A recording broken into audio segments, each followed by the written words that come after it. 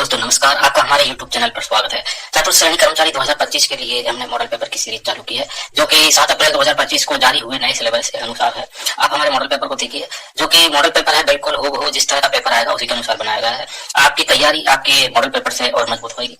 तो पूरे पेपर को आप हल करने की कोशिश कीजिए और वीडियो को लाइक कीजिए और अपने दोस्तों में व्हाट्सएप, फेसबुक पर, इंस्टाग्राम पर शेयर कीजिए। और चैनल को सब्सक्राइब नहीं किया है तो चैनल को सब्सक्राइब जरूर कर लेंगे।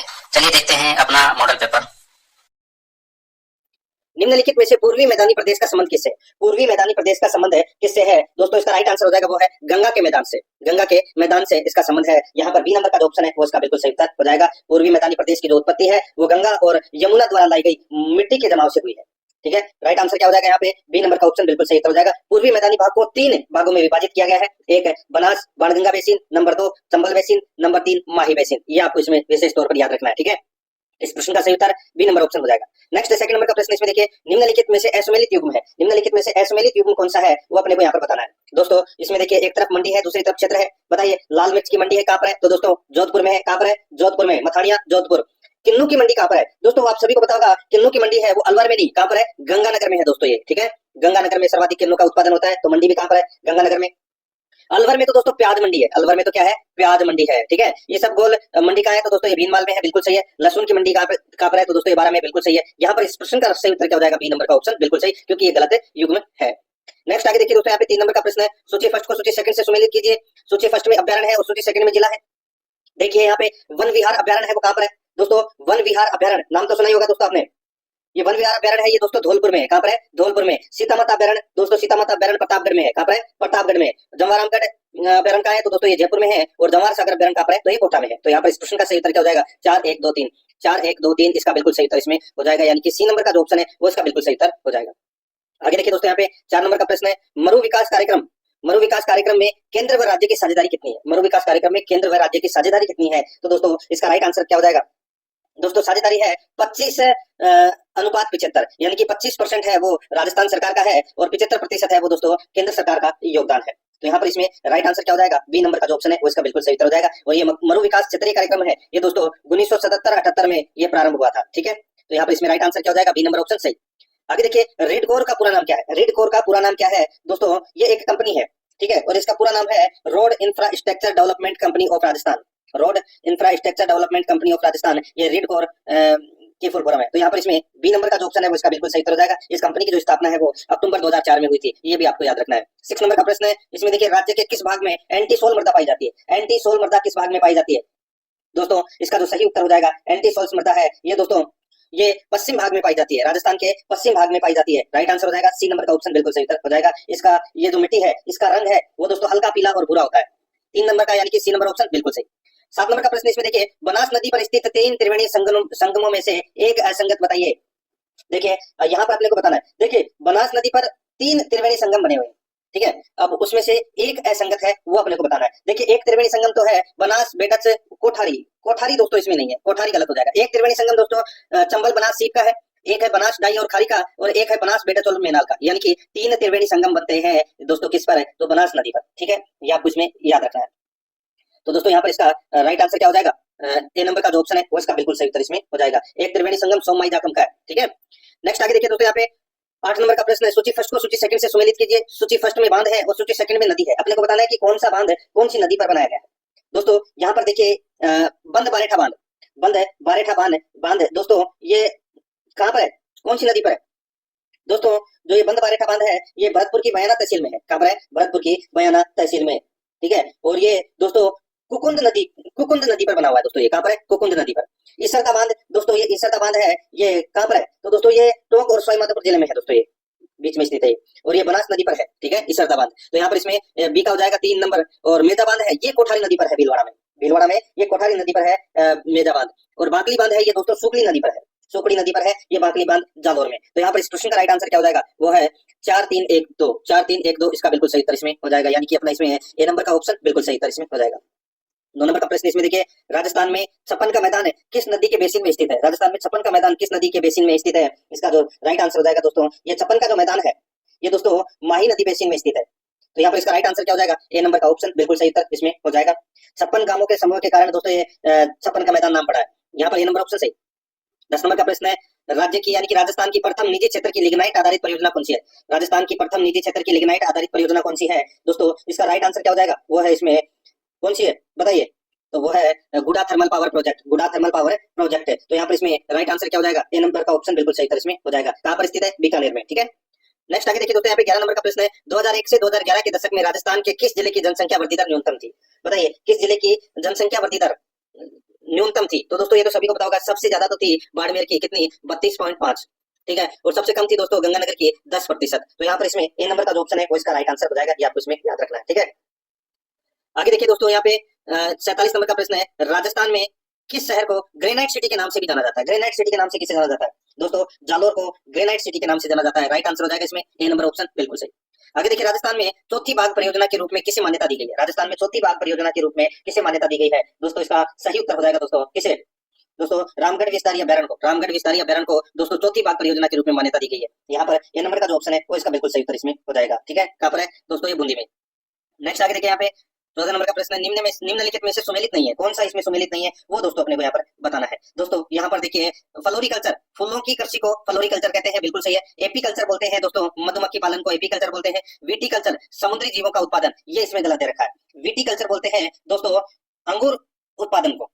ठीक है, अंगूर उत्पादन को विटीकल्चर बोलते हैं। यहाँ पे पीसी कल्चर है, ये मछली की पालन की क्रिया को बोलते हैं, बिल्कुल सही बात है। तो यहाँ पे कौन सा सुमेलित नहीं है? सी नंबर का। तो यहाँ पर सी नंबर ऑप्शन सही उत्तर हो जाएगा।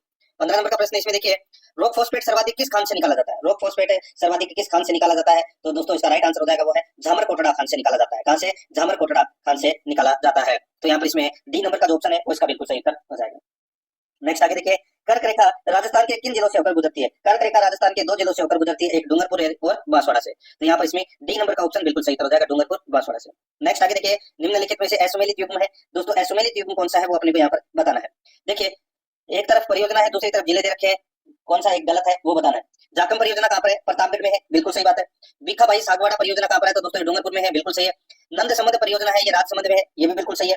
भीम सागर परियोजना कोटा, ये गलत हो जाएगा। भीम सागर परियोजना है, ये कहाँ पर है? तो झालावाड़ जिले में परवन नदी पर है, झालावाड़ जिले में परवन नदी पर। यहाँ पर डी नंबर का जो ऑप्शन है वो इसका बिल्कुल सही उत्तर इसमें हो जाएगा।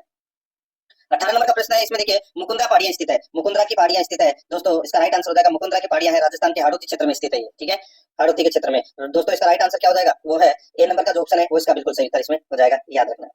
नेक्स्ट आगे देखिए, सोम कमला अंबा परियोजना किस जिले में स्थित है? सोम कमला अंबा जो सिंचाई परियोजना है, ये दोस्तों कौन से जिले में स्थित है? दोस्तों ये डूंगरपुर जिले में स्थित है। कहाँ पर है? डूंगरपुर जिले में। यहाँ पर सी नंबर का ऑप्शन सही उत्तर हो जाएगा। आगे देखिए, राणा प्रताप सागर बांध किस नदी पर स्थित है? राणा प्रताप सागर बांध है, ये सभी को पता होगा दोस्तों, राणा प्रताप सागर बांध है, ये चंबल नदी पर स्थित है। यहाँ पर बी नंबर का ऑप्शन सही उत्तर हो जाएगा। अब दोस्तों यहाँ पे देखिए, भाग 2 के अंदर राजस्थान इतिहास एवं कला संस्कृति के 20 प्रश्न पढ़ेंगे सिलेबस के अकॉर्डिंग। देखिए 21 नंबर का प्रश्न है, पत्रकारिता का विश्व पितामह किसे कहा जाता है? पत्रकारिता का विश्व पितामह किसे कहा जाता है? तो दोस्तों ये पंडित झाबरमल शर्मा को कहा जाता है। यहाँ पर ए नंबर का जो ऑप्शन है वो इसका सही उत्तर हो जाएगा। आगे देखिए, रणथंभौर दुर्ग में 32 खंभों की छतरी का निर्माण किसने करवाया था? रणथंभौर दुर्ग में 32 खंभों की छतरी का निर्माण किसने करवाया था? दोस्तों इसका जो राइट आंसर हो जाएगा वो है, किसने करवाया था बताइए? तो दोस्तों इसका राइट आंसर हो जाएगा हमीर देव चौहान ने। हमीर देव चौहान ने अपने पिता जैत्र सिंह के 32 वर्ष के शासनकाल के उपलक्ष्य में दोस्तों 32 खंभों की छतरी का निर्माण है वो करवाया था। किसने? हमीर देव ने। किसकी याद में? अपने पिता जैत्र सिंह की याद में। ठीक है, राइट आंसर हो जाएगा यहाँ पे ए नंबर का ऑप्शन सही उत्तर। नेक्स्ट आगे देखिए, यहाँ पे राय बहादुर हरविलास शारदा राजस्थान के किस जिले के निवासी थे? राय बहादुर हरविलास शारदा राजस्थान के किस जिले के निवासी थे? दोस्तों इसका जो राइट आंसर हो जाएगा, ये निवासी थे दोस्तों कहाँ के? तो ये अजमेर के निवासी थे दोस्तों। यहाँ पर ए नंबर का जो ऑप्शन है वो इसका बिल्कुल सही उत्तर हो जाएगा। और इन्हीं के प्रयासों से भारत में बाल विवाह निषेध अधिनियम यानी कि शारदा एक्ट है वो पारित हुआ था। ठीक है, तो यहाँ पर इसमें ए नंबर ऑप्शन सही उत्तर। नेक्स्ट 24 नंबर का प्रश्न इसमें देखिए, प्राचीन नगर जो महाभारत एवं महाभाष्य दोनों ग्रंथों में उल्लेखित है। प्राचीन नगर जो महाभारत एवं महाभाष्य दोनों ग्रंथों में उल्लेखित है, दोस्तों इसका जो राइट आंसर क्या हो जाएगा? प्राचीन नगर जो महाभारत एवं महाभाष्य दोनों ग्रंथों में उल्लेखित है, इसका जो सही उत्तर हो जाएगा वो है दोस्तों इसमें कौन सा बताइए? तो वो है माध्यमिका नगरी। यहाँ पर बी नंबर का जो ऑप्शन है वो इसका बिल्कुल सही उत्तर हो जाएगा। चित्तौड़गढ़ में है ये माध्यमिका, और ये सीवी जनपद की राजधानी थी दोस्तों। सही उत्तर क्या हो जाएगा? बी नंबर का ऑप्शन बिल्कुल सही। नेक्स्ट आगे देखिए, आवल बावल की संधि निम्नलिखित में से किस किस के मध्य हुई थी? आवल बावल की संधि किस किस के मध्य हुई थी? दोस्तों ये राणा कुंभा और राव जोधा के मध्य दोस्तों ये संधि हुई थी। राणा कुंभा और जोधा के मध्य दोस्तों ये संधि हुई थी। और मध्यस्थता किसने की थी? हंसाबाई ने मध्यस्थता की थी। कब हुई थी? दोस्तों 1453 ईस्वी में ये संधि हुई थी, जिसमें मेवाड़ और मारवाड़ की सीमाओं का निर्धारण हुआ था। तो यहाँ पर इसमें राइट आंसर क्या हो जाएगा? बी नंबर का ऑप्शन सही उत्तर। आगे देखिए, करौली के यादव शाखा का मूल पुरुष संस्थापक कौन था? करौली के यादव शाखा का मूल पुरुष या संस्थापक कौन था? दोस्तों इसका राइट आंसर क्या हो जाएगा? करौली के यादव वंश की स्थापना है वो विजयपाल के द्वारा की गई थी। किसके द्वारा? विजयपाल के द्वारा। कब की गई थी? 1040 ईस्वी में। तो यहाँ पर इसमें राइट आंसर क्या हो जाएगा? ए नंबर ऑप्शन सही उत्तर। नेक्स्ट आगे देखिए, राठौर राजवंश में प्रथम पितृहंता कौन था? प्रथम पितृहंता कौन था दोस्तों? इसका राइट आंसर हो जाएगा राव मालदेव। राव मालदेव को प्रथम पितृहंता कहा जाता है राठौर वंश का। दोस्तों इन्होंने अपने पिता की हत्या की थी, यानी कि राव गंगा की हत्या की थी। राव गंगा है वो राव मालदेव के पिता थे, और दोस्तों राव गंगा है वो एक दिन खिड़की में बैठे थे और मालदेव ने उन्हें धक्का देकर गिरा दिया था और इनकी मृत्यु हो गई थी। तो यहाँ पर इसमें राइट आंसर क्या हो जाएगा? सी नंबर का ऑप्शन बिल्कुल सही उत्तर इसमें हो जाएगा। नेक्स्ट आगे देखिए दोस्तों, यहाँ पे आमेर शासक है भारमल के संबंध में निम्न में से कौन सा कथन सत्य है? आमेर के शासक है भारमल के संबंध में दोस्तों कौन सा कथन सत्य है, वो दोस्तों अपने को यहाँ पर बताना है। बहुत ही अच्छा प्रश्न है, आप दोस्तों इसको कह सकते हैं। यहाँ पर आप देख सकते हैं दोस्तों, देखिए भारमल ने अलवर में भानगढ़ दुर्ग का निर्माण प्रारंभ करवाया था। भानगढ़ दुर्ग का निर्माण प्रारंभ करवाया था किसने? दोस्तों भारमल ने। तो ये कथन है वो दोस्तों क्या है? बिल्कुल सही बात है। हरकाबाई भारमल की पुत्री थी, हरकाबाई है वो भारमल की पुत्री थी दोस्तों, ये भी बिल्कुल सही है इसमें, ठीक है। और तीसरा देखिए, इसमें अकबर ने भारमल को 7,000 की मनसब प्रदान की। 7,000 की मनसब नहीं दोस्तों, कितने की? 5,000 की मनसब है वो प्रदान की थी। किसको? अकबर ने भारमल को। तो यानी कि अपना तीसरा नंबर का कथन है वो दोस्तों क्या हो जाएगा? गलत हो जाएगा, ठीक है। तो यहाँ पर अपना इसमें राइट आंसर क्या हो जाएगा दोस्तों? ए और बी कथन तो क्या है इसमें सत्य है, सी नंबर का इसमें गलत हो जाएगा। तो यहाँ पर इसमें ए नंबर का जो ऑप्शन है वो इसका सही उत्तर हो जाएगा। 29 नंबर का प्रश्न इसमें देखिए, निम्नलिखित कथनों पर विचार करते हुए सही कोट का अपने को क्या करना है? चयन करना है। सही कोट का अपने को क्या करना है? चयन करना है। देखिए कथन ए और कथन बी दे रखा है। कथन ए में देखिए, गोविंद गिरी ने 1883 ईस्वी में भगत पंथ की स्थापना की। गोविंद गिरी ने 1883 ईस्वी में भगत पंथ की स्थापना की। ये जो यहाँ पर कथन दे रखा है दोस्तों, ठीक है, ये जो कथन दे रखा है ये कथन गलत हो जाएगा, क्योंकि दोस्तों गोविंद गिरी ने संप सभा की स्थापना की थी। किसने की थी? संप सभा की स्थापना की थी। संप सभा की स्थापना किसने की? गोविंद गिरी ने। कब? 1883 में। यहाँ पे भगत पंथ है वो दोस्तों इसमें गलत हो जाएगा, ठीक है। देखिए गोविंद गिरी ने 1911 में संप सभा की स्थापना की, तो दोस्तों ये भी गलत हो जाएगा। मैंने आपको बताया दोस्तों, देखिए ये संप सभा की जो स्थापना है वो गोविंद गिरी ने कब की थी? 1883 में। तो ये तो गलत हो जाएगा, 1911 ये गलत दे रखा है, ठीक है। तो यहाँ पर इसमें राइट आंसर क्या हो जाएगा? देखिए इसमें सन है वो गलत दे रखा है, इसमें सन है वो गलत दे रखा है। देखिए 1883 में तो संप सभा की स्थापना की थी और 1911 में भगत पंथ की स्थापना की गई थी। उल्टा दे रखा है दोस्तों इसमें, इसलिए ये दोनों गलत हो जाएगा, ठीक है। तो यहाँ पर इसमें राइट आंसर क्या हो जाएगा? उपरोक्त में से कोई भी सत्य कथन नहीं है, डी नंबर का ऑप्शन बिल्कुल सही। 30 नंबर का प्रश्न इसमें देखिए, निम्नलिखित में से असंगत को छांटिए। निम्नलिखित में से असंगत को अपने को क्या करना है? छांटना है कि कौन सा इसमें असंगत है, ठीक है। दोस्तों इसमें देखिए, विजय सिंह पथिक ने बिजोलिया किसान आंदोलन के प्रचार प्रसार हेतु सर्वप्रथम प्रताप समाचार पत्र का सहारा लिया। बिल्कुल सही है, और ये कानपुर से प्रकाशित होता था, ठीक है। गणेश शंकर विद्यार्थी इस समाचार पत्र के संपादक थे।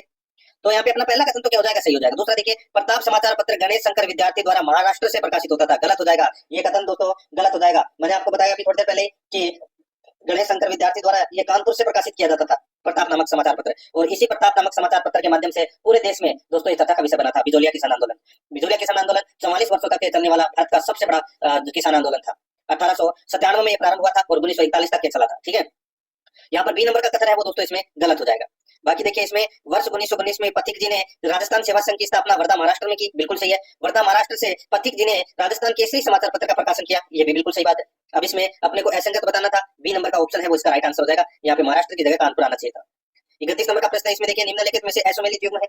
दोस्तों असुमेलित युग्म क्या है? दोस्तों ब्यालू। ब्यालू किसको बोलते हैं? ग्रामीण क्षेत्रों में शाम का भोजन है उसको बोलते हैं ब्यालू। बिल्कुल सही है। यहाँ पर कलेवा। कलेवा देखिए, ग्रामीण क्षेत्रों में दोपहर के भोजन को कलेवा बोलते हैं। गलत हो जाएगा दोस्तों। सुबह का जो भोजन होता है, ठीक है, जो शाम का भोजन बचा हुआ होता है और उसको सुबह खाते हैं, ठीक है, उसको बोलते हैं कलेवा। यहाँ पे दोपहर का भोजन है वो दोस्तों इसमें गलत हो जाएगा, ठीक है। और दोपहर का भोजन को तो बोलते हैं भाता, ये भी याद रखना है। भाता ग्रामीण क्षेत्रों में खेतों में ले जाने वाला दोपहर का भोजन है वो भाता कहलाता है। बिल्कुल सही बात है। अब इसमें असुमेलित युग्म कौन सा हुआ? यहाँ पर बी नंबर का जो ऑप्शन है वो इसका बिल्कुल सही उत्तर इसमें हो जाएगा। नेक्स्ट आगे देखिए दोस्तों, यहाँ पे 32 नंबर का प्रश्न है, निम्नलिखित में से कौन सा युग्म सुमेलित नहीं है? कौन सा युग्म में सुमेलित नहीं है वो अपने को यहाँ पर बताना है। दोस्तों यहाँ पर आप देख सकते हैं कौन सा युग्म सुमेलित नहीं है ये पूछा है। देखिए कछाबू। कछाबू किसको बोलते हैं? आदिवासी महिलाओं द्वारा पहना जाने वाला तंग घाघरा है उसको कछाबू बोलते हैं, ठीक है। लंगोटा किसको बोलते हैं? आदिवासी महिलाओं का कमर के ऊपर का वस्त्र है उसको लंगोटा बोलते हैं। खपटा। खपटा किसे बोलते हैं? तो दोस्तों शहरी जनजाति के पुरुषों द्वारा पहना गया सापा या पगड़ी उसको खपटा बोलते हैं। बिल्कुल सही है। देपाड़ा आदिवासी महिलाओं का घाघरा, ये कथन गलत हो जाएगा दोस्तों। देपाड़ा है ये एक तंग धोती होती है, आदिवासी पुरुषों द्वारा पहनी गई तंग धोती को देपाड़ा कहते हैं। यहाँ पर ये कथन है वो गलत हो जाएगा। तो यहाँ पर इसमें डी नंबर का ऑप्शन बिल्कुल सही उत्तर हो जाएगा क्योंकि ये सुमेलित नहीं है। 33 नंबर का प्रश्न इसमें देखिए, निम्नलिखित में से कौन सा संस्कार जन्म से पूर्व नहीं किया जाता है? कौन सा संस्कार जन्म से पूर्व नहीं किया जाता? तो यहाँ पर इसका राइट आंसर हो जाएगा वो है इसमें दोस्तों गर्भदान किया जाता है, पुंसवन किया जाता है, सीमंतोनयन किया जाता है, निष्क्रमण। निष्क्रमण है वो नहीं किया जाता। तो यहाँ पर इसमें बी नंबर का जो ऑप्शन है वो इसका बिल्कुल सही उत्तर इसमें हो जाएगा, याद रखना, ठीक है। निष्क्रमण है ये दोस्तों जन्म के चौथे माह में बालक को पहली बार घर से निकालकर सूर्य और चंद्रमा के दर्शन है वो कराए जाते हैं। यहाँ पर बी नंबर का ऑप्शन सही उत्तर हो जाएगा।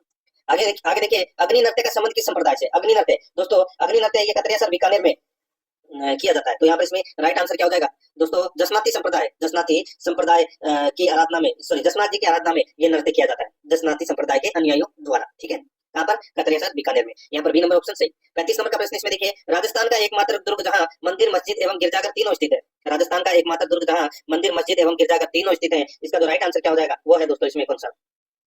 राजस्थान का एकमात्र दुर्ग जहां मंदिर, मस्जिद एवं गिरजाघर तीनों स्थित है, सही उत्तर हो जाएगा दोस्तों। बहुत ही अच्छा प्रश्न है दोस्तों, ये है रणथंभौर दुर्ग में। यहाँ पर बी नंबर का जो ऑप्शन है वो इसका बिल्कुल सही उत्तर इसमें हो जाएगा, याद रखना। नेक्स्ट आगे देखिए, 36 नंबर का प्रश्न है, शेखावाटी की स्वर्ण नगरी के नाम से प्रसिद्ध है। शेखावाटी की स्वर्ण नगरी के नाम से कौन प्रसिद्ध है दोस्तों? इसका जो राइट आंसर हो जाएगा वो है नवलगढ़। यहाँ पर सी नंबर का ऑप्शन बिल्कुल सही, नवलगढ़। 37 नंबर का प्रश्न इसमें देखिए, निम्नलिखित को सुमेलित कीजिए, निम्नलिखित को सुमेलित कीजिए, सूची फर्स्ट को सूची सेकंड से सुमेलित करना है। यहाँ पर देखिए, फुलडोल का मेला है वो कहाँ पड़ता है? फुलडोल का मेला है वो कहाँ पर पड़ता है? तो दोस्तों ये शाहपुरा में पड़ता है फुलडोल का मेला। ठीक है, अन्नकूट का जो मेला है ये दोस्तों कहाँ पड़ता है? अन्नकूट का मेला नाथद्वारा राजसमंद में पड़ता है, नाथद्वारा राजसमंद में पड़ता है अन्नकूट का मेला। महावीर जी का जो मेला है वो कहाँ पर पड़ता है? तो दोस्तों ये करौली में पड़ता है महावीर जी का मेला। और चंद्र प्रभु का जो मेला है ये दोस्तों तिजारा अलवर में पड़ता है। कहाँ पर? तिजारा अलवर में। तो यहाँ पर इस प्रश्न का जो सही उत्तर क्या हो जाएगा वो है 4 3 2 1, 4 3 2 1 इसका बिल्कुल सही उत्तर इसमें हो जाएगा, 4 3 2 1, यानी कि डी नंबर का जो ऑप्शन है वो इसका बिल्कुल सही उत्तर हो जाएगा। 38 नंबर का प्रश्न इसमें देखिए, तुर्रा कलंगी लोकनाट्य में तुर्रा प्रतीक है, तुर्रा कलंगी लोकनाट्य में तुर्रा प्रतीक है, तुर्रा किसका प्रतीक है दोस्तों? इसका जो राइट आंसर हो जाएगा तुर्रा है, ये प्रतीक है दोस्तों किसका? दोस्तों ये तुर्रा है वो शिव को कहते हैं, किसको? शिव को। और दोस्तों कलंगी पार्वती को। तो यहाँ पर इसमें राइट आंसर क्या हो जाएगा? तुरा कलंगी होता है ना लोकनाट्य, इसमें तुर्रा है वो शिव का प्रतीक है और कलंगी है वो पार्वती का। तो यहाँ पर इसमें ए नंबर का ऑप्शन सही उत्तर हो जाएगा। आगे देखिए, जॉर्ज अब्राहम ग्रियर्सन ने राजस्थान की किस बोली को भीली बोली कहा है? बताइए, भीली बोली किसे कहा है? तो दोस्तों वागड़ी बोली को, वागड़ी बोली को भीली बोली कहा है। यहाँ पर बी नंबर का ऑप्शन बिल्कुल सही उत्तर हो जाएगा। वागड़ क्षेत्र कौन कौन सा है? डूंगरपुर बांसवाड़ा क्षेत्र में बोली जाने वाली जो भाषा है उसको वागड़ी बोलते हैं। ठीक है, यहाँ पर इसमें बी नंबर ऑप्शन सही। 40 नंबर का प्रश्न है, डीग के जलमहलों का निर्माण किसने करवाया था? डीग के जलमहलों का निर्माण है वो किसने करवाया था? तो दोस्तों महाराजा सूरजमल ने करवाया था दोस्तों। राइट आंसर हो जाएगा यहाँ पे ए नंबर का ऑप्शन बिल्कुल सही उत्तर इसमें हो जाएगा। अब दोस्तों अपन भाग 3 के अंदर भारतीय संविधान के 5 प्रश्न है वो पढ़ेंगे सिलेबस के अकॉर्डिंग। ठीक है, इसमें देखिए 41 नंबर का प्रश्न है, प्रधानमंत्री के संबंध में निम्नलिखित कथनों पर विचार कीजिए। प्रधानमंत्री के संबंध में निम्नलिखित कथनों पर विचार करना है और बताना है कि दोस्तों कौन सा कथन है वो इसमें सत्य है। ठीक है, यहाँ पर 2 कथन दे रखे हैं, अपने को बताना है कौन सा कथन सत्य है। देखिए दोस्तों, यहाँ पे प्रधानमंत्री की वेतन भत्ते भारत की संचित निधि द्वारा निर्धारित किया जाता है, ये कथन है वो दोस्तों गलत हो जाएगा। दोस्तों मैं आपको बताऊं, संसद द्वारा निर्धारित किए जाते हैं, न कि भारत की संचित निधि द्वारा निर्धारित किया जाता है। ठीक है, तो ये कथन है वो क्या हो जाएगा? गलत हो जाएगा। आगे देखिए, प्रधानमंत्री मंत्री परिषद का प्रमुख होता है, ये बात बिल्कुल सही है। तो यहाँ पर इसमें कौन सा कथन सत्य है? तो इसमें बी नंबर का कथन है वो क्या है? सत्य है। तो यहाँ पर केवल बी नंबर का ऑप्शन बिल्कुल सही। आगे देखिए, संविधान सभा का निर्माण किस योजना के द्वारा किया गया? संविधान सभा का निर्माण किस योजना के द्वारा किया गया दोस्तों? इसका राइट आंसर हो जाएगा वो है कैबिनेट मिशन। आप सभी को पता है कि मार्च 1946 में कैबिनेट मिशन आया था। ठीक है, और कैबिनेट मिशन योजना के तहत ही संविधान सभा का है वो गठन किया गया था। यहाँ पर सी नंबर का ऑप्शन राइट आंसर हो जाएगा। आगे देखिए, मूल संविधान में कितनी अनुसूचियां थी? मूल संविधान में कितनी अनुसूचियां थी? तो दोस्तों मूल संविधान में 8 अनुसूचियां थी और वर्तमान में 12 अनुसूचियां हैं। यहाँ पर इसमें बी नंबर का जो ऑप्शन है वो इसका बिल्कुल सही। नेक्स्ट आगे देखिए, जिला न्यायाधीशों की नियुक्ति कौन करता है? जिला न्यायाधीशों की नियुक्ति है वो दोस्तों कौन करता है? राइट आंसर हो जाएगा दोस्तों इसमें राज्यपाल। यहाँ पर ए नंबर का जो ऑप्शन है वो इसका सही उत्तर हो जाएगा। नेक्स्ट आगे देखिए दोस्तों, यहाँ पे राज्य मंत्री परिषद के संदर्भ में निम्नलिखित कथनों पर विचार कीजिए। दोस्तों राज्य मंत्री परिषद के संबंध में निम्नलिखित कथनों पर विचार करना है और बताना है कि कौन सा कथन है वो इसमें सत्य है, कौन सा कथन इसमें सत्य है वो अपने को बताना है। दोस्तों यहाँ पर देखिए 2 कथन दे रखे हैं, कोर्ट भाषा में अपने को उत्तर देना है। देखिए, विधानमंडल के किसी भी सदन का सदस्य रहे बिना कोई भी व्यक्ति अधिकतम 3 माह तक मुख्यमंत्री के पद पर बना रह सकता है। 3 माह नहीं, 6 माह तक मुख्यमंत्री पद पर बना रह सकता है और 6 महीने के अंदर अंदर दोस्तों उसे विधानमंडल का सदस्य होना जरूरी है। ठीक है, तो यहाँ पर पहला कथन है वो गलत हो जाएगा। आगे देखिए, यहाँ पे बी नंबर का ऑप्शन है, यदि कोई मंत्री जो निरंतर 6 माह की किसी अवधि तक है राज्य के विधानमंडल का सदस्य नहीं है तो अवधि समाप्ति पर मंत्री नहीं रहेगा। बिल्कुल सही बात है, जैसे कि गंगानगर में भी ऐसा ही हुआ था दोस्तों। ठीक है, मंत्री बना दिया गया था और फिर चुनाव हुआ तो दोस्तों चुनाव नहीं जीत पाया तो उनको हटा दिया गया। तो यहाँ पर इसमें राइट आंसर क्या हो जाएगा? केवल बी नंबर का कथन है वो क्या है इसमें सत्य है। राइट आंसर हो जाएगा यहाँ पे बी नंबर का ऑप्शन बिल्कुल सही। आगे देखिए, अब अपन राजस्थान पॉलिटी के 5 प्रश्न है वो पढ़ने वाले हैं भाग 4 के अंदर। देखिए, निम्नलिखित में से संविधान मंडल का अंग है, संविधान मंडल का अंग कौन सा है दोस्तों? संविधान मंडल का अंग है वो कौन सा है? यहाँ पर देखिए, विधानसभा है, ये संविधान मंडल का अंग है। विधानसभा है, ये संविधान मंडल का क्या है? अंग है। तो यहाँ पर इसमें right answer B number option बिल्कुल सही उत्तर इसमें हो जाएगा। अच्छा प्रश्न है ये। ठीक है, देखिए मैं आपको बताऊं, संविधान के अनुच्छेद 168 के अंतर्गत राज्य विधानमंडल के साधारणतः 3 अंग है, जिसमें विधानसभा, विधान परिषद और राज्यपाल। ठीक है, यहाँ पे सिवा देखिए क्या पूछा गया है कि संविधान मंडल के अंग, तो दोस्तों तीनों ही है, विधानसभा नहीं, विधान परिषद भी है और राज्यपाल भी है। तो यहाँ पर इसका राइट आंसर हो जाएगा उपरोक्त सभी। डी नंबर का जो ऑप्शन है वो इसका बिल्कुल सही उत्तर इसमें हो जाएगा। ठीक है, तीनों ही सही है दोस्तों, उपरोक्त सभी। आगे देखिए 47 नंबर का प्रश्न है, जब किसी उच्च न्यायालय का मुख्य न्यायाधीश प्रशासनिक हैसियत से काम करता है तो वह जब किसी उच्च न्यायालय का मुख्य न्यायाधीश प्रशासनिक हैसियत से काम करता है तो वह बताइए, तो वह उच्च न्यायालय के अधीन अन्य न्यायाधीशों में से किसी भी रिट अधिकारिता के अधीन होता है। यहाँ पर इसमें ए नंबर का जो ऑप्शन है वो इसका बिल्कुल सही उत्तर इसमें हो जाएगा। नेक्स्ट आगे देखिए, यहाँ पे 48 नंबर प्रश्न है, वार्ड सभा की गणपूर्ति होती है, वार्ड सभा की गणपूर्ति होती है वही 10%, ठीक है, यानी कि 1/10। इसका राइट आंसर हो जाएगा ए नंबर ऑप्शन बिल्कुल सही, यानी कि कुल सदस्य संख्या का 10%। ए नंबर ऑप्शन बिल्कुल सही। आगे देखिए, भारत में महिलाओं के लिए स्थान आरक्षित है किसमें, महिलाओं के लिए आरक्षित स्थान किसमें, तो दोस्तों इसका सही उत्तर हो जाएगा पंचायती राज संस्थाओं में। यहाँ पर डी नंबर का ऑप्शन बिल्कुल सही उत्तर हो जाएगा। 50 नंबर प्रश्न है, राज्यपाल के संदर्भ में निम्नलिखित कथनों पर विचार कीजिए। राज्यपाल के संबंध में निम्नलिखित कथनों पर क्या करना है, विचार करना है कि कौन सा कथन है वो दोस्तों इसमें सत्य है, ठीक है। तो दोस्तों यहाँ पर आप देख सकते हैं, मैं बात कर रहा हूँ राज्यपाल की, ठीक है। दोस्तों देखिए यहाँ पे, और अपने को साथ ही दोस्तों कोर्ट भाषा में भी उत्तर देना है कि कौन सा कथन सही है। देखिए 7वें संविधान संशोधन अधिनियम के तहत यह प्रावधान किया गया है कि एक ही व्यक्ति 2 या 2 से अधिक राज्यों का राज्यपाल बन सकता है, बिल्कुल सही बात है।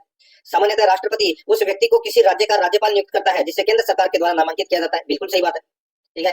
तीसरा देखिए, राज्यपाल की नियुक्ति राष्ट्रपति की विवेकाधिकार शक्ति है, तो दोस्तों ये विवेकाधिकार शक्ति के अंतर्गत नहीं आता दोस्तों ये चीजें, ठीक है। तो यहाँ पर अपना इसमें राइट आंसर क्या हो जाएगा, ए और बी कथन है वो दोस्तों सत्य है। उपयुक्त कथनों में से सत्य कथन कौन सा है, ए और बी, सी नंबर का ऑप्शन राइट आंसर हो जाएगा। आगे देखिए, अब अपन भाग 5 में सामान्य विज्ञान के 5 प्रश्न है वो पढ़ेंगे, ठीक है, जनरल साइंस के। नंबर का प्रश्न है, निम्नलिखित में से कौन सा रासायनिक परिवर्तन नहीं है, बताइए कौन सा रासायनिक परिवर्तन नहीं है। यहाँ पर देखिए, दूध से दही बनना, कागज का जलना, कागज का गलना सड़ना, ये जो तीनों है, ठीक है, कागज का जलना, कागज का गलना सड़ना, ये तीनों रासायनिक परिवर्तन है। लेकिन यहाँ पर जो कागज का गीला होना है, कागज का गीला होना है, ये दोस्तों भौतिक परिवर्तन है, ठीक है। क्या है, क्योंकि दोस्तों इसमें कागज का गीला होने में कोई नया पदार्थ नहीं बनता, ठीक है, इसमें उसकी भौतिक अवस्था ही बदलती है।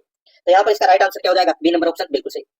आगे देखिए दोस्तों, यहाँ पे निम्नलिखित में से कौन सा तत्व रासायनिक रूप में धातु व अधातु दोनों के समान कार्य करता है। निम्नलिखित में से कौन सा तत्व रासायनिक रूप से या रासायनिक रूप में धातु व अधातु दोनों के समान कार्य करता है, इसका जो राइट आंसर हो जाएगा वो है दोस्तों यहाँ पे बोरॉन।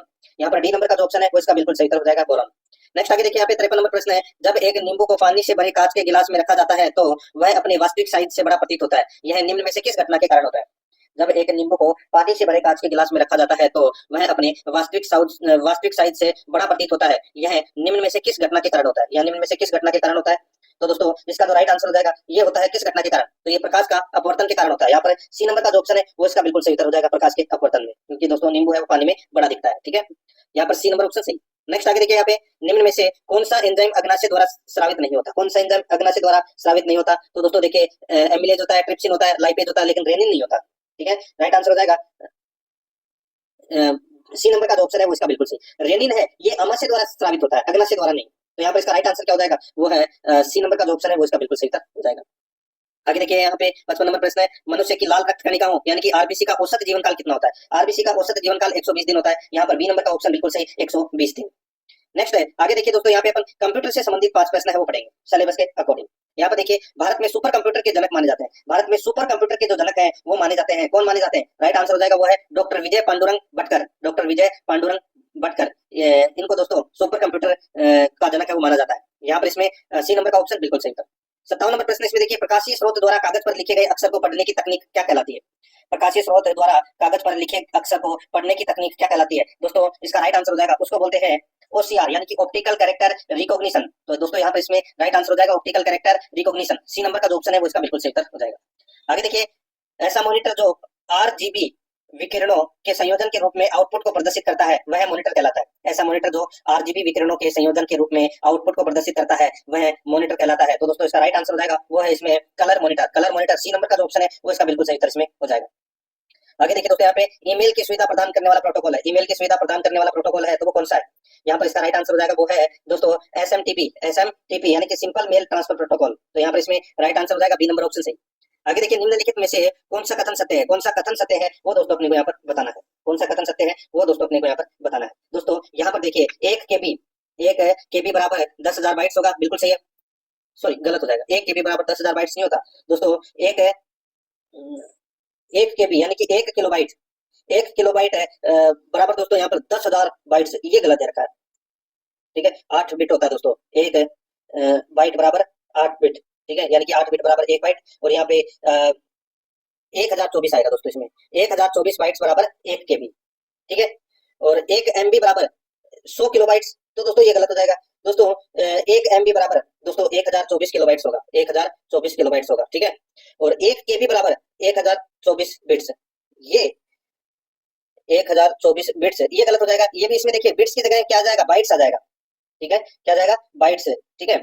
और 1 MB बराबर 1024 किलोबाइट्स, ये कथन दोस्तों इसमें क्या है, बिल्कुल सही है। तो दोस्तों यहाँ पर इसका राइट आंसर क्या हो जाएगा, वो है दोस्तों यहाँ पर सिर्फ एक ही सही है, डी नंबर वाला, सिर्फ एक ही सही है, डी नंबर वाला, ठीक है।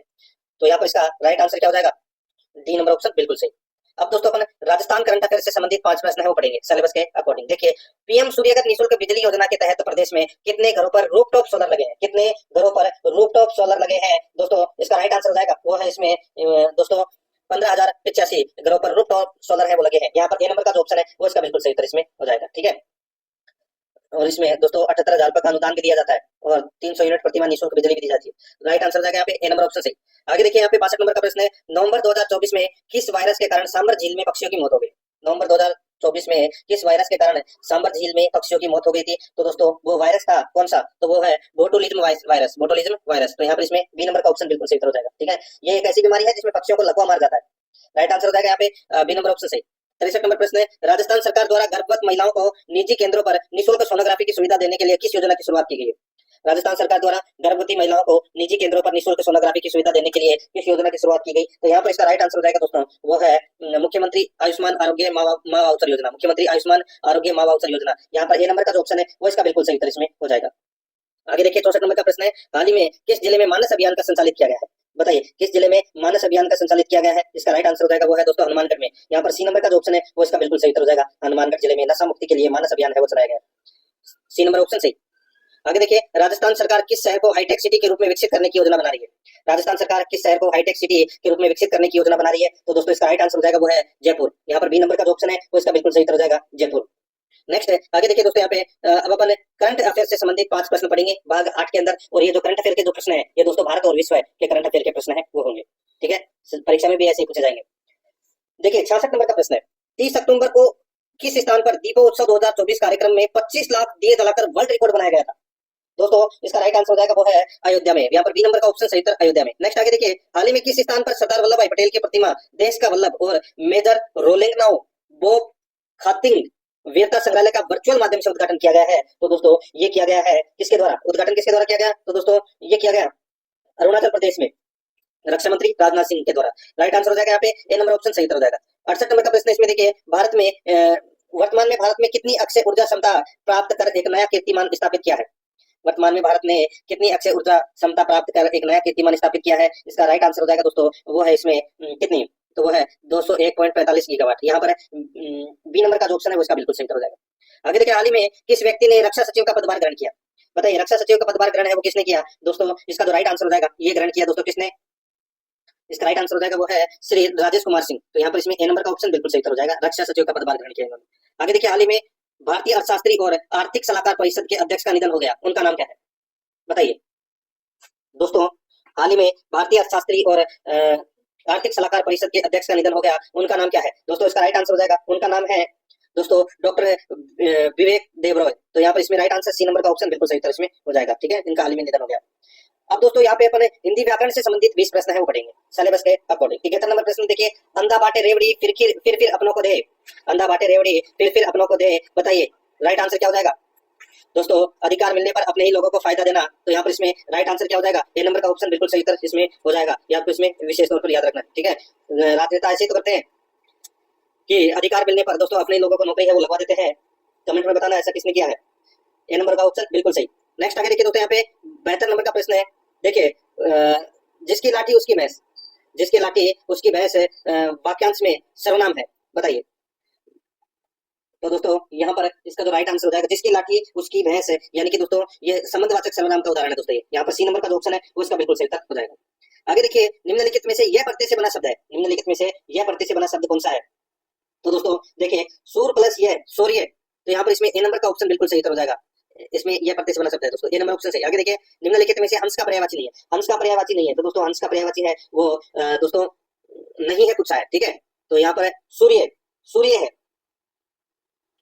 हंस का पर्यायवाची नहीं है दोस्तों। हंस का पर्यायवाची है वो सूर्य है, आत्मा है और राजहंस है। लेकिन यहाँ पे द्विरेफ द्विरेफ है, ये दोस्तों भौरा का पर्यायवाची है, भौरा का, ठीक है। यहाँ पर इसमें ए नंबर का ऑप्शन बिल्कुल सही हो जाएगा। आगे देखिए, मानव का विलोम क्या हो जाएगा, मानव का विलोम क्या हो जाएगा, दानव हो जाएगा दोस्तों, राक्षस मत कर देना, दानव। यहाँ पर डी नंबर ऑप्शन सही। नेक्स्ट आगे देखिए, ऊहापोह शब्द का संधि विच्छेद है, ऊहापोह शब्द का संधि विच्छेद क्या हो जाएगा दोस्तों, ऊह प्लस अपोह, ऊह प्लस अपोह। यहाँ पर डी नंबर का ऑप्शन बिल्कुल सही हो जाएगा।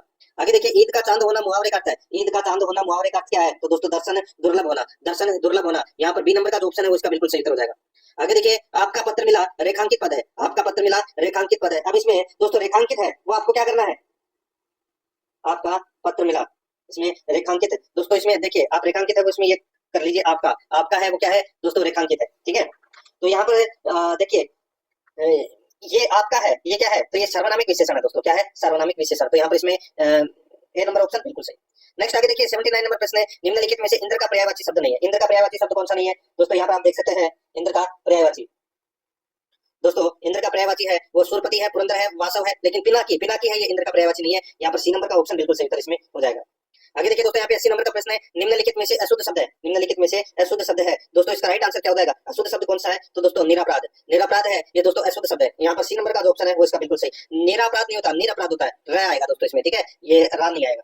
तो यहाँ पर इसमें सी नंबर ऑप्शन सही। आगे देखिए, 81 नंबर प्रश्न है, निम्नलिखित में से अशुद्ध शब्द है, निम्नलिखित में से अशुद्ध शब्द कौन सा है दोस्तों, अशुद्ध शब्द इसमें देखिए अनाधिकृत, अनाधिकृत है वो दोस्तों इसमें गलत दे रखा है, अनाधिकृत है वो दोस्तों इसमें गलत दे रखा है। तो यहाँ पे अन प्लस अधिकृत होता है दोस्तों, ठीक है। तो यहाँ पे दोस्तों अशुद्ध शब्द है, ठीक है, यही है। तो यहाँ पे अनाधिकृत हो जाएगा दोस्तों, ना नहीं आएगा, इसमें ना आएगा। तो यहाँ पर सी नंबर का जो ऑप्शन है वो इसका बिल्कुल सही उत्तर हो जाएगा। आगे देखिए दोस्तों, यहाँ पे 82 नंबर का प्रश्न, निम्नलिखित में से शुद्ध वाक्य कौन सा है, शुद्ध वाक्य कौन सा है वो अपने को यहाँ पर बताना है, ठीक है, शुद्ध वाक्य कौन सा है वो अपने को यहाँ पर बताना है दोस्तों। यहाँ पर देखिए, इसमें रावण की वध राम ने की, रावण रावण की देखिए की दे रखा है, गलत हो जाएगा, रावण का वध राम ने किया, सब लोग अपनी रजाई लेकर सो गए, सब लोग नहीं, सभी लोग रजाई में सो गए, ठीक है, ये भी कथन गलत हो जाएगा। उसके प्राण पखेरु उड़ गए, तो दोस्तों उसके प्राण पखेरु उड़ गए, ये वाला भी दोस्तों इसमें गलत है, ठीक है। और दोस्तों पेड़ पर कोयल कूक रही है, ये बिल्कुल सही है। तो यहाँ पर इसमें डी नंबर का ऑप्शन बिल्कुल सही हो जाएगा। देखिए यहाँ पे सदैव में कौन सी संधि है, सदैव में कौन सी संधि है, तो दोस्तों सदा प्लस एव, इसमें वृद्धि संधि की वृद्धि संधि का प्रयोग हुआ है दोस्तों। यहाँ पर इसमें ए नंबर का ऑप्शन है वो इसका बिल्कुल सही उत्तर इसमें हो जाएगा। इसमें देखिए एक मात्रा और लगानी है आपको, ठीक है, सदैव में, ये शब्द होगा इसमें, सदैव में कौन सी संधि है, तो दोस्तों वृद्धि संधि है। आगे देखिए, यहाँ पे निरीक्षक शब्द में कौन सा उपसर्ग है, निरीक्षक शब्द में कौन सा उपसर्ग है बताइए, तो दोस्तों इसमें निर उपसर्ग जुड़ा हुआ है, ठीक है, निर उपसर्ग। तो यहाँ पर इसमें राइट आंसर क्या हो जाएगा, वो है इसमें डी नंबर का ऑप्शन बिल्कुल सही। नेक्स्ट आगे देखिए, यहाँ पे निम्नलिखित में से वियोज्य शब्द का विलोम शब्द होगा, वियोज्य शब्द का विलोम है वो क्या होगा, वियोज्य शब्द का विलोम हो जाएगा अवियोज्य, क्या हो जाएगा, अवियोज्य। यहाँ पर इसमें बी नंबर का ऑप्शन बिल्कुल सही हो जाएगा। आगे देखिए, 86 नंबर का प्रश्न, निम्नलिखित में से वर्तनी की दृष्टि से अशुद्ध शब्द कौन सा है, वर्तनी की दृष्टि से अशुद्ध शब्द कौन सा है दोस्तों, इसका जो राइट आंसर हो जाएगा वो है इसमें कौन सा, वर्तनी की दृष्टि से अशुद्ध शब्द हो जाएगा दोस्तों इसमें कौन सा, आदित्य, क्या हो जाएगा, आदित्य। डी नंबर का जो ऑप्शन है वो इसका बिल्कुल सही हो जाएगा, आदित्य। आगे देखिए, 87 नंबर का प्रश्न है, निम्नलिखित में से कौन सा वाक्य शुद्ध है, निम्नलिखित में से कौन सा वाक्य शुद्ध है, इसमें एक ही वाक्य शुद्ध है और वो है मैं उनसे मिलकर प्रसन्न हुआ, ठीक है, ये कथन दोस्तों इसमें शुद्ध है। यहाँ पर डी नंबर का ऑप्शन बिल्कुल सही उत्तर हो जाएगा। नेक्स्ट आगे देखिए, यहाँ पे बचपन व यौवन के मध्य की उम्र वाक्यांश के लिए एक सार्थक शब्द होगा, बचपन व यौवन के मध्य की उम्र वाक्यांश के लिए एक सार्थक शब्द होगा, राइट आंसर हो जाएगा वो है दोस्तों यहाँ पे कौन सी संधि दोस्तों, इसमें वय संधि है। यहाँ पर इसमें ए नंबर का ऑप्शन बिल्कुल सही, वय संधि, ठीक है, वय संधि ये वाक्यांश के लिए सार्थक शब्द है दोस्तों, बचपन व यौवन के मध्य की उम्र को वय संधि कहते हैं। यहाँ पर ए नंबर ऑप्शन सही। आगे देखिए, सूची फर्स्ट को सूची सेकंड से सम्मिलित करना है, ठीक है, सूची फर्स्ट में हिंदी के वर्ड दे रखे हैं, सूची सेकंड में अंग्रेजी के वर्ड दे रखे हैं, ठीक है। इसमें देखिए दोस्तों, खंड, खंड को इंग्लिश में क्या बोलते हैं, इसको बोलते हैं दोस्तों क्लोज, क्लोज बोलते हैं, ठीक है। और संहिता को दोस्तों, संहिता को बोलते हैं कोड, क्या बोलते हैं, कोड। और अभियुक्त को क्या बोलते हैं, अभियुक्त को बोलते हैं एप्लीकेंट, ठीक है, एप्लिएंट, एप्लिएंट बोलते हैं अभियुक्त। और अपीलकर्ता को, सॉरी देखिए, अभियुक्त को एक्यूज बोलते हैं, ठीक है, अभियुक्त को एक्यूज्ड और अपीलकर्ता को बोलते हैं दोस्तों अपीलिएंट। तो यहाँ पर इसमें राइट आंसर क्या हो जाएगा, वो है इसमें दोस्तों 2 3 4 1, 2 3 4 1 इसका बिल्कुल सही उत्तर हो जाएगा। यहाँ पे कौन से ऑप्शन में है 2 3 4 1, यानी कि एक नंबर का ऑप्शन है वो अपना इसमें सही उत्तर हो जाएगा। आगे देखिए, सभी सरकारी पत्र लिखे जाते हैं, किसमें लिखे जाते हैं सभी सरकारी पत्र, तो दोस्तों ये अन्य पुरुष में लिखे जाते हैं, ये सभी सरकारी पत्र। यहाँ पर इसमें ए नंबर का जो ऑप्शन है वो इसका बिल्कुल सही उत्तर इसमें हो जाएगा। अब दोस्तों अपन भाग 10 के अंदर इंग्लिश ग्रामर से संबंधित 15 प्रश्न है वो पढ़ेंगे। यहाँ पर देखिए, choose the correct tense to fill in the blank, correct tense है वो दोस्तों अपने को यहाँ पर भरना है, ठीक है। देखिए, see to the market when it started raining, ठीक है, see to the market when I started raining. तो दोस्तों यानी कि वह मार्केट गई तब बरसात स्टार्ट हो गई। तो यहाँ पर दोस्तों क्या आएगा, खालिस्तान में टेंस का प्रयोग करना है दोस्तों, इसमें पास्ट कंटिन्यूअस टेंस का प्रयोग हो जाएगा, हुआ है क्योंकि गई थी, ठीक है। तो गई थी का मतलब क्या हो जाएगा, वाज गोइंग। तो यहाँ पर इसका राइट आंसर हो जाएगा बी नंबर का ऑप्शन बिल्कुल सही। नेक्स्ट आगे देखिए यहाँ पे identify the correct sequence of tense, इसमें भी खाली स्थान भरना है। देखिए if I rich I would travel the world, दोस्तों if I rich I would travel the world, तो दोस्तों यहाँ पर इसका राइट आंसर हो जाएगा। देखिए इसमें वुड ट्रेवल, ठीक है, वुड ट्रेवल का प्रयोग हुआ है, तो यहाँ पर इसके स्थान पर दोस्तों खाली स्थान में आई वर का प्रयोग होगा। If I were rich I would travel the world, तो यहाँ पर इसमें बी नंबर का ऑप्शन बिल्कुल सही। नेक्स्ट आगे देखिए यहाँ पे change into passive voice, change into passive voice, तो यहाँ पर देखिए she writes a letter, she writes a letter, ठीक है, तो दोस्तों ये प्रेजेंट सिंपल है, ठीक है। और दोस्तों यहाँ पर पैसिव वॉइस इसका बनाना है, तो इसका पैसिव वॉइस बनेगा दोस्तों a letter is written by her, तो यहाँ पर इसमें ए नंबर का ऑप्शन बिल्कुल सही उत्तर इसमें हो जाएगा। आगे देखिए दोस्तों यहाँ पे 94 नंबर का प्रश्न है, identify the correct active voice, identify the correct active voice, तो दोस्तों इसमें देखिए the room was cleaned by the made, the room was cleaned by the made, तो यहाँ पर इसका राइट आंसर क्या हो जाएगा दोस्तों, इसका जो सही उत्तर हो जाएगा वो हो जाएगा दोस्तों इसमें कौन सा, तो दोस्तों यहाँ पर देखिए एक्टिव वॉइस करना है, ठीक है, तो इसमें दोस्तों बनेगा the made cleaned the room, तो यहाँ पर इसका राइट आंसर क्या हो जाएगा, बी नंबर का ऑप्शन सही। आगे देखिए change into indirect speech, indirect speech में अपने को क्या करना है, चेंज करना है दोस्तों। यहाँ पर देखिए she said I am going to the market, she said I am going to the market, ठीक है, तो इसका इनडायरेक्ट स्पीच क्या बनेगा दोस्तों, इसका इनडायरेक्ट स्पीच बनेगा she said that she was going to the market, यहाँ पर ए नंबर का ऑप्शन बिल्कुल सही हो जाएगा। आगे देखिए दोस्तों यहाँ पे choose the correct direct speech, correct direct speech, इसमें देखिए he told me that he would help me, तो दोस्तों इसमें इसका राइट आंसर हो जाएगा he said to me I will help you, I will help you, यहाँ पर ए नंबर का जो ऑप्शन है वो इसका बिल्कुल सही उत्तर इसमें हो जाएगा। अब देखिए यहाँ पे 97 नंबर का प्रश्न है, change to negative, she is very intelligent, she is very intelligent, change to negative, दोस्तों इसका राइट आंसर हो जाएगा she isn't very intelligent, she isn't very intelligent, यहाँ पर सी नंबर का ऑप्शन बिल्कुल सही उत्तर हो जाएगा। 98 नंबर का प्रश्न इसमें देखिए transform to interrogative, they will attend the meeting, transform to interrogative they will attend the meeting, तो यहाँ पर इसका जो राइट आंसर हो जाएगा वो है इसमें will they attend the meeting, will they attend the meeting, तो यहाँ पर इसमें ए नंबर का ऑप्शन बिल्कुल सही उत्तर हो जाएगा। 99 नंबर का प्रश्न इसमें देखिए find the error, find the error, इसमें देखिए she don't like to travel alone, she don't like to travel alone, तो यहाँ पर इसका राइट आंसर क्या हो जाएगा, she don't like to travel alone, तो इसका सही उत्तर हो जाएगा वो है इसमें देखिए एरर कौन सा है, तो दोस्तों इसमें एरर आएगा, इसमें डोंट, डोंट है वो क्या है, इसमें एरर आएगा, ठीक है, तो इसमें डोंट की जगह क्या आएगा, डजंट का प्रयोग होगा दोस्तों, ठीक है, she doesn't like to travel alone, तो यहाँ पर इसमें राइट आंसर क्या हो जाएगा, इसमें देखिए थर्ड पर्सन की बात हो रही थी इसमें, तो यहाँ पर डोंट की जगह डजंट आएगा, यहाँ पर इसमें ए नंबर ऑप्शन सही। आगे देखिए fill in the blank with the correct article, article अपने को बनना है, इसमें देखिए she is honest woman, she is honest woman, तो दोस्तों इसमें एन ऑनेस्ट वुमन का प्रयोग होगा, एन आएगा, ठीक है, बी नंबर का ऑप्शन बिल्कुल सही। 101 नंबर प्रश्न है चूज द करेक्ट डिटरमिनर्स, दोस्तों अपने को डिटरमिनर का प्रयोग करना है खाली स्थान में, ठीक है, देखिए students passed the exam, student passed the exam, तो यहाँ पर इसका राइट आंसर क्या हो जाएगा, मेनी स्टूडेंट्स, मेनी आएगा इसमें, बी नंबर ऑप्शन सही। आगे देखिए choose the correctly punctuated sentence, choose the correct punctuated sentence, दोस्तों इसमें इसका राइट आंसर क्या हो जाएगा बताइए, तो दोस्तों इसका सही उत्तर हो जाएगा, इसमें हो जाएगा she said I am going to the market, यानी कि ये कथन दोस्तों बिल्कुल सही है, सी नंबर का ऑप्शन बिल्कुल सही, पंक्चुएटेड मतलब कि जिसके अंदर मात्रा वगैरह है वो बिल्कुल सही लगी हुई हो, ठीक है, यहाँ पर सी नंबर ऑप्शन बिल्कुल सही। आगे देखिए दोस्तों यहाँ पे fill in the blank with the correct preposition, preposition अपने को करना है, देखिए she is fond reading novels, दोस्तों यहाँ पर इसका राइट आंसर हो जाएगा वो है इसमें देखिए फॉन्ड ऑफ का प्रयोग होता है दोस्तों इसमें, फॉन्ड ऑफ का, तो यहाँ पर इसमें राइट आंसर क्या हो जाएगा, ए नंबर ऑप्शन सही। नेक्स्ट आगे देखिए ट्रांसलेट इनटू इंग्लिश, देखिए वह स्कूल जाता है, वह स्कूल जाता है, तो दोस्तों इसका राइट आंसर क्या हो जाएगा, he goes to school, he goes to school, तो यहाँ पर इसमें बी नंबर का ऑप्शन सही उत्तर। 105 नंबर का प्रश्न इसमें देखिए what is the English term for the Hindi word, इसमें देखिए लेखा परीक्षा, लेखा परीक्षा को इंग्लिश में क्या कहते हैं, लेखा परीक्षा को इंग्लिश में दोस्तों क्या बोलते हैं, इसको बोलते हैं एक्सप्लेनेशन, देखिए एक्सप्लेनेशन, देखिए लेखा परीक्षा ऑडिट एवल्यूशन रिव्यू इंस्पेक्शन, तो दोस्तों यहाँ पर देखिए ऑडिट, ठीक है, क्या हो जाएगा ऑडिट, ऑडिट को कहते हैं दोस्तों लेखा परीक्षा, तो यहाँ पर इसमें बी नंबर का ऑप्शन बिल्कुल सही उत्तर इसमें हो जाएगा, ठीक है। अब दोस्तों अपन भाग 11 के अंदर गणित के 15 प्रश्न है वो पढ़ेंगे, ठीक है, और इसमें देखिए दोस्तों 106 नंबर का प्रश्न है, वह छोटी से छोटी संख्या कौन सी है जिसे क्रमशः 12, 15 और 16 से विभक्त करने पर क्रमशः 7, 10 और 11 शेष बचे। सबसे पहले अपन क्या करेंगे दोस्तों 12, 15 और 16 का दोस्तों अपन एलसीएम निकालेंगे, ठीक है, तो सबसे पहले दोस्तों 2 का भाग गया तो इसमें कितना बचा 6, ये तो दोस्तों 15 का 15 ही रहेगा और ये 8 का, ठीक है, फिर दोस्तों वापस 2 का गया तो ये 3 और फिर ये 15 का 15 रहेगा और ये 4 रहेगा, ठीक है।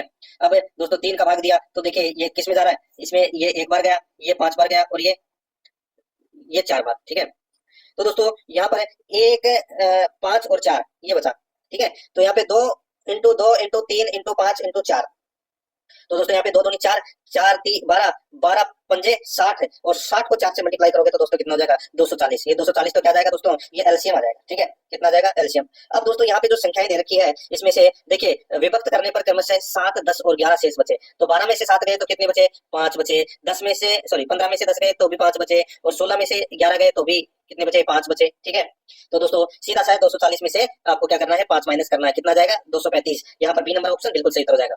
आगे देखिए दोस्तों, यहाँ पे कक्षा में 12 छात्रों का औसत अंक 36 है, तो अपने को सबसे पहले क्या करना है दोस्तों, 12 इंटू 36 कर लीजिए। 12 इंटू 36 करोगे तो दोस्तों कितना आ जाएगा 432। ये पहली लाइन कंप्लीट हो गई। दूसरी देखिए, यदि प्रत्येक छात्र के अंकों को दोगुना कर दिया जाए तो नया औसत बताइए। प्रत्येक छात्रों के अंकों को औसत डबल कर दिया जाए, यानी कि दोस्तों छात्र तो कितने ही है 12, छात्र तो कितने हैं दोस्तों 12। अब दोस्तों इसमें क्या दे रखा है कि औसत डबल कर दिया जाए, तो सीधा सा है भाई इंटू 72 कर दीजिए। ठीक है, कितना हो जाएगा 432 का डबल कर दीजिए, कितना हो जाएगा दोस्तों 864। ठीक है, और कितना हो जाएगा 864, और 864 में दोस्तों आप 12 का भाग दे लीजिए। ठीक है, तो सीधा सा है भाई 36 औसत अंक है तो इसका डबल है वो नया औसत हो जाएगा। तो यहाँ पर इसमें राइट आंसर हो जाएगा ए नंबर ऑप्शन बिल्कुल सही। और वैसे 864 में 12 का भाग दोगे तो भी बेहतर ही आएगा। आगे देखिए, किसी वस्तु को 10% लाभ पर बेचा जाता है। ठीक है, यानी कि कोई 100 रुपए की वस्तु है उसको 110 रुपए में बेचा जाता है, यदि इसे दुगने दाम पर बेचा जाए तो लाभ प्रतिशत क्या होगा। भाई दुगने दाम पर बेचा जाए तो लाभ प्रतिशत, यानी कि कोई 100 रुपए की वस्तु है और उसको 200 रुपए सॉरी कोई 100 रुपए की वस्तु है, ठीक है, उसका 10% लाभ पर बेचा गया 110 में। ठीक है, और दोगुने मूल्य में उसको बेचा जाए, यानी कि 110 में जब वो बेच रहा है, अब उसको दोस्तों क्या करना है 220 रुपए में बेचना है। ठीक है, तो उसका लाभ प्रतिशत कितना होगा, लाभ प्रतिशत दोस्तों 120% होगा। यहाँ पर इसमें सी नंबर का ऑप्शन बिल्कुल सही हो जाएगा। आगे देखिए 109 नंबर का प्रश्न है, एक विक्रेता ने 2400 रुपए में 40 दर्जन फल खरीदे। 2400 रुपए में 40 दर्जन फल खरीदे, इनमें से 30 फल सड़ गए। ठीक है, 40 दर्जन, यानी कि सबसे पहले 40 को 12 से मल्टीप्लाई कर दीजिए, कितना हो जाएगा दोस्तों 480 फल हो जाएंगे। ठीक है, तो 480 फलों का विक्रय मूल्य कितना है 2400 रुपए, सॉरी क्रय मूल्य। ठीक है, तो अब दोस्तों अपने को क्या करना है कि इनमें से 30 फल है वो सड़ गए, 30 फल है वो क्या हो गए दोस्तों सड़ गए और उन्हें फेंक दिया गया। शेष फलों को प्रति दर्जन किस दर से बेचा जाए कि 25% का लाभ हो। ठीक है, अब दोस्तों इसमें देखिए अपने पास टोटल 40 इंटू 12, यानी कि फल कितने थे 480 थे, कितने थे दोस्तों 480। अब 480 में से 30 सड़ गए तो अपने पास कितने बचे 450 बचे, कितने 450 फल बचे। अब दोस्तों देखिए यहाँ पे 450 फलों का विक्रय मूल्य है वो अपने को 25% लाभ पर निकालना है। ठीक है, तो दोस्तों सीधा सा है अपने पास टोटल अभी वर्तमान में कितने रुपए है, तो दोस्तों 2400 रुपए में अपने खरीदे थे, 2400 का अपने को क्या करना है 25% लाभ निकालना है, तो दोस्तों 125/100 कर लीजिए। तो इसमें दोस्तों देखिए 2 0 से 2 0 कट गए, 24 इंटू 125 करोगे तो दोस्तों कितना जाएगा 3000, कितना जाएगा 3000। ये 3000 दोस्तों आ गया क्या अपना इसमें 450 फलों का विक्रय मूल्य आ गया 25% लाभ के अनुसार। ठीक है, अब दोस्तों यहाँ पर क्या पूछा है कि शेष फलों को प्रति दर्जन किस दर से बेचा जाए, किस दर से बेचा जाए। तो दोस्तों सीधा सा है यहाँ पे 3000/450 इंटू दर्जन कितना है 12, एक दर्जन में कितने होते हैं 12, बस काट लीजिए इसको। ये इस जीरो से ये इस जीरो कट गए, 3 से ये 15 बार कट गया, 3 से ये 4 बार कट गया। ठीक है, और 15 दूनी 30, ये 20 बार कट गया, और दोस्तों 4 में 20 में आप 20 इंटू 4 करोगे तो कितना आ जाएगा 80। तो यहाँ पर इसमें राइट आंसर क्या हो जाएगा दोस्तों 80 रुपए। ठीक है, यहाँ पर डी नंबर का ऑप्शन बिल्कुल सही हो जाएगा। आगे देखिए 70 का 40% कितना होगा, सीधा सा है भाई 70 इंटू 40/100, जीरो से जीरो कट गया 7 का 28। तो यहाँ पर इसमें ए नंबर ऑप्शन बिल्कुल सही। ऐसे प्रश्न परीक्षा में आएंगे दोस्तों। 111 नंबर प्रश्न है, एक गांव में लड़कों और लड़कियों की संख्या का अनुपात 3:2 है, 3:2 है। यदि 30% लड़के और 30% लड़के और 70% लड़कियां किसी परीक्षा में बैठ जाए तो परीक्षा में बैठने वाले और न बैठने वाले गांव वासियों की संख्या का अनुपात क्या होगा। भाई सीधा सा एक गांव में लड़कों और लड़कियों की संख्या का अनुपात 3:2 है, यानी कि दोस्तों सीधा से मैं आपको बोल सकता हूँ कि यहाँ पे 300 और 200 है। ठीक है, या 30 और 20 कुछ भी लिख सकते हैं। यदि 30% लड़के यानी कि 300 का 30% कितना हो जाएगा 90। ठीक है, और 70% लड़कियां तो 7 दूनी 24, सॉरी 7 दूनी 14, तो यहाँ पे 140। ठीक है, तो उसी परीक्षा में बैठने वाले और न बैठने वाले ग्रामवासियों की संख्या का अनुपात क्या होगा, बैठने वाले और न बैठने वाले। तो यहाँ पे बैठने वाले कितने हो जाएंगे दोस्तों, देखिए 0 से 0 कट दीजिए, यहाँ पे 30 और 20 ही कर लीजिए। ठीक है, तो 9 और 14 कितने होते हैं दोस्तों, ये होते हैं 23। कितने होते हैं 23। ठीक है, अब दोस्तों 30 में से 9 तो परीक्षा में बैठ गए तो पीछे कितने बचे 21, और 20 में से 14 परीक्षा में बैठ गए तो पीछे कितने बचे 7, सॉरी 20 में से 14 परीक्षा में बैठ गए तो 6, तो 21 + 6 कितने हो जाएंगे 27। तो यहाँ पे 23:27 है, वो क्या हो जाएगा अपना राइट आंसर हो जाएगा। यहाँ पे बी नंबर ऑप्शन बिल्कुल सही। आप कुछ भी मान सकते हैं, 300 200 भी मान सकते हैं, यहाँ पे 30 20 भी मान लीजिए। ठीक है, 30 20 भी मान सकते हैं, 30 20 से थोड़ा छोटा रहेगा, सिंपल हो जाएगा। आगे देखिए ये मूलधन 15,000 रुपए, दर 9% समय 3 वर्ष साधारण ब्याज ज्ञात करना है। ठीक है दोस्तों, 15,000 इंटू 9 इंटू 3/100, बस ये 2 जीरो से ये 2 जीरो कट गए। 150 को 9 से मल्टीप्लाई कर लीजिए, फिर इंटू 3 कर लीजिए।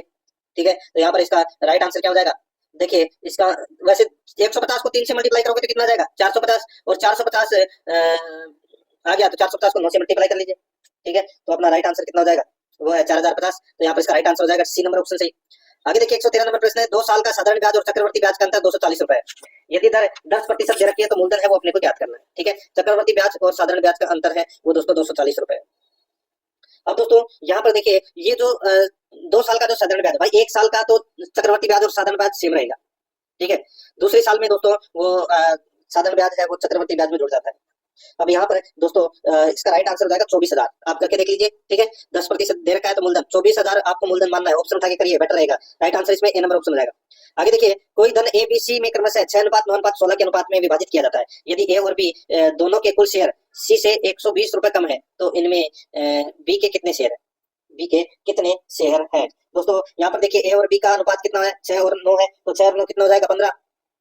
ठीक है, और यहाँ पर देखिए ए और बी दोनों के कुल शेयर सी से 120 रुपए कम है, यानी कि सी का कितना है? 16। ठीक है, यानी कि अंतर कितने का हो गया? एक बराबर कितना हो गया दोस्तों? 120। एक बराबर कितना हो गया? 120 है। अब दोस्तों 120 को 6 से मल्टीप्लाई कर लीजिए तो 12 ठीक है 72, यानी कि 720 और 12 9 दोस्तों 108। ठीक है, तो ये 108 और 720 ये रुपए है। ठीक है, अब इसमें पूछा क्या है? बी का शेयर कितना है? बी का शेयर 108 रुपए। ठीक है, सॉरी 108 नहीं 1080। कितना हो जाएगा? 1080। तो यहाँ पर 1080 कौन से ऑप्शन में? यहाँ पर डी नंबर का ऑप्शन बिल्कुल सही हो जाएगा। आगे देखिए XYZ कंपनी ने अपने लाभ या हानि को अपने साझेदारी XYZ में क्रमशः 1/3, 1/2 और 1/6 के अनुपात में बांटती है। यदि Z को उसके हिस्से के रूप में 1,76,802 रुपए प्राप्त होते हैं तो Y द्वारा प्राप्त राशि है वो ज्ञात कीजिए। तो Y द्वारा प्राप्त है राशि वो अपने को क्या करनी है? ज्ञात करनी है। दोस्तों सीधा सा है, यहाँ पर 1/3, 1/2 और 1/6। ठीक है, अब दोस्तों इसमें देखिए 3 और 2 5 6। ठीक है, तो यहाँ पे दोस्तों सीधा सा अपने को यहाँ पर क्या करना है भाई? इनका वही एलसीएम निकालना है। 6 कितना हो जाएगा दोस्तों? ये 6 हो जाएगा। ठीक है, तो यहाँ पे 3 में इसका भाग दिया, 6 में कितना? 2 और इसका 3 और इसका 1, तो 2 3 और 1 कितना हो जाएगा? 6। कितना हो जाएगा? 6। अब दोस्तों यहाँ पर देखिए क्या करना है कि y द्वारा प्राप्त राशि है वो ज्ञात कीजिए। तो y का अनुपात कितना है दोस्तों? y का अनुपात है इसमें 3। y का अनुपात कितना आ गया दोस्तों? 3 आ गया। तो सीधा सा है 1,76,802। 1,76,802 बटे 1 इंटू 3 कर लीजिए, राइट आंसर निकल कर आ जाएगा कितना? 5,30,406। तो यहाँ पर इसमें ए नंबर का ऑप्शन सही था। अब दोस्तों यहाँ पर देखिए 116 नंबर का प्रश्न है, ए किसी काम को 10 दिन में और बी 15 दिन में काम करता है। दोनों मिलकर काम करते हैं। देखिए ए किसी काम को 10 दिन में और बी 15 दिन में करता है। दोनों मिलकर काम प्रारंभ करते हैं और 3 दिन बाद बी छोड़कर चला जाता है। अब ए कितने दिनों में उस काम को पूरा करेगा? ए है वो कितने दिनों में उस काम को पूरा करेगा? ठीक है दोस्तों, इसमें देखिए आपको क्या करना है कि ए है वो 10 दिन काम कर रहा है, ए है वो दोस्तों 10 दिन काम कर रहा है, बी है वो दोस्तों 15 दिन में काम करता है, बी है वो 15 दिन में काम करता है। वही बताइए कितना आएगा इन दोनों का? इन दोनों का दोस्तों 30, यानी कि 30 में दोनों का भाग जाएगा। तो यहाँ पर 30 है और ये दोस्तों 3 दिन में है वो काम छोड़कर चला जाता है और 3 दिन बाद भी है वो काम छोड़कर चला जाता है। ठीक है, तो यहाँ पे दोस्तों ए कितने दिन में उस काम को कंप्लीट करेगा वो दोस्तों अपने को यहाँ पर बताना है। तो यहाँ पे a plus B into 3 plus A plus T बराबर इसमें 30 हो जाएगा। ठीक है, तो यहाँ पर इसका राइट आंसर हो जाएगा दोस्तों 5 दिन। उसको 5 दिन में पूरा करेगा दोस्तों। यहाँ पर ए नंबर का ऑप्शन बिल्कुल सही, सॉरी इसमें हाँ 5 दिन इसका सही उत्तर हो जाएगा। आगे देखिए यहाँ पे 117 नंबर प्रश्न है, एक व्यक्ति किसी पहाड़ी पर 5 किलोमीटर की चाल से चढ़ाई करता है तथा 8 किलोमीटर प्रति घंटे की चाल से उतरता है। यदि यात्रा के दौरान उसे कुल 1/6 से 1/2 घंटे लगते हैं तो पहाड़ी की ऊंचाई है वो बताइए। तो पहाड़ी की ऊंचाई है वो अपने को यहाँ पर बताना है। ठीक है, तो दोस्तों देखिए जब प्रश्न में दूरी समान हो और समय का योग है वो दे रखा हो तो दोस्तों दूरी बराबर चालों का गुणनफल इंटू समय घंटे में बटे चालों का योग। तो दोस्तों यहाँ पे चालों का गुणनफल कितना हो जाएगा दोस्तों? 5 × 8 बटे वही इन दोनों का योग हो जाएगा। तो 5 + 8 कितने होते हैं? तो दोस्तों 13 इंटू समयांतर घंटे में तो 6 से 1/2 है। तो 6 से 1/2 का अपन क्या लिख सकते हैं? 6 दूनी 12, 1 13, 13/2 लिख सकते हैं। तो यहाँ पे 13/2 बस यही करना है। ठीक है दोस्तों, इसको आप काटोगे तो कितना हो जाएगा? ये हो जाएगा दोस्तों 20 किलोमीटर। ठीक है, तो यहाँ पे इसमें राइट आंसर हो जाएगा सी नंबर का ऑप्शन बिल्कुल सही। आगे देखिए 118 नंबर का प्रश्न है। देखिए इसमें निम्नलिखित प्रश्नों का उत्तर देने के लिए निम्नलिखित तालिका का ध्यानपूर्वक अध्ययन कीजिए। ठीक है, इसमें देखिए तालिका में 6 अलग अलग वर्षों में 6 अलग अलग सब्जियों के उत्पादन की ग्राफ दर्शाया गया है। दोस्तों यहाँ पर 118 नंबर का प्रश्न है। इसमें देखिए वर्ष 2012 में उत्पादित वर्ष 2010 में उत्पादित बीन्स की तुलना में कितने प्रतिशत कम है। वर्ष 2012 में उत्पादित टमाटर वर्ष 2010 में उत्पादित बीन्स की तुलना में कितने प्रतिशत कम है। दोस्तों यहाँ पे आपको सारणी है वो दिखाई दे रहा होगा। ठीक है, 2012 में उत्पादित टमाटर, देखिए 2012 में उत्पादित टमाटर है वो, ये 2012 हो गया, तो इसमें टमाटर कितना है 520। ठीक है, और वर्ष 2010 में उत्पादित बीन्स की तुलना, बीन्स देखिए वर्ष 2010 में बीन्स है 980, कितनी है 980। तो दोस्तों यहाँ पर बीन्स की तुलना में कितने प्रतिशत कम है। तो दोस्तों 980 में से 520 गए तो दोस्तों कितने बचे, तो दोस्तों ये बचे कितने 460। तो 460 इंटू 100 बटे 980, बस इसको काट लीजिए, ये जीरो से ये जीरो कट गया। ठीक है, और दोस्तों ये 2 से कितनी बार कट गया 23 बार, और ये कट गया दोस्तों 49 बार। ठीक है, तो यहाँ पर 23 इंटू 100 यानी कि 2300 में दोस्तों आपको भाग देना है गुणनफल का, तो यहाँ पर इसका राइट आंसर हो जाएगा 47% आएगा, सी नंबर का ऑप्शन बिल्कुल सही।